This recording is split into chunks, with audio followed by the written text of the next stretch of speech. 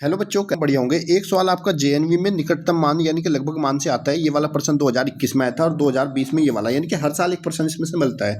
जब आपको इस तरह का प्रश्न दिया जाए कि लगभग मान बताओ, तो आपको क्या करना है, डायरेक्टली मल्टीप्लाई मत करने लग जाना, नहीं तो गलत हो जाएगा। आपको क्या करना है, इसके लगभग मान लिखना है। 3.003 है तो ये वैल्यू 3 के आसपास हो जाएगी। मल्टीप्लाई बाय 15 लिखोगे, प्लस 0.0023 है तो बहुत ज़्यादा छोटी वैल्यू है तो इसको अप्रोक्स 0 के इक्वल टू मान लेंगे।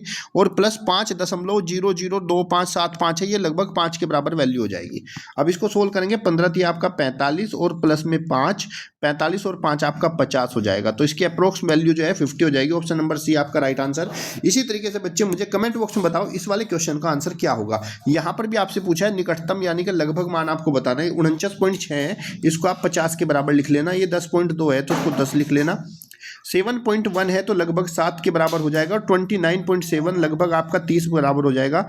5.1 आपका 5 के बराबर और 20.1 आपका 20 के बराबर हो जाएगा। इसको सोल्व करके मुझे कमेंट बॉक्स में बताओ आंसर क्या आया। और एक बात ध्यान रखना, अगर आपको सिलेक्शन लेना है तो इस तरह क्वेश्चन आपको आने चाहिए। और जब लगभग की बात हो या फिर इसके आसपास की वैल्यू लिखनी है या फिर पूर्ण वर्ग में लिखनी है, पूर्ण संख्या लिखनी है, तो आपको ध्यान देना है इसके आसपास की वैल्यू क्या है, उसी को लेकर आपको सोल्व करना है।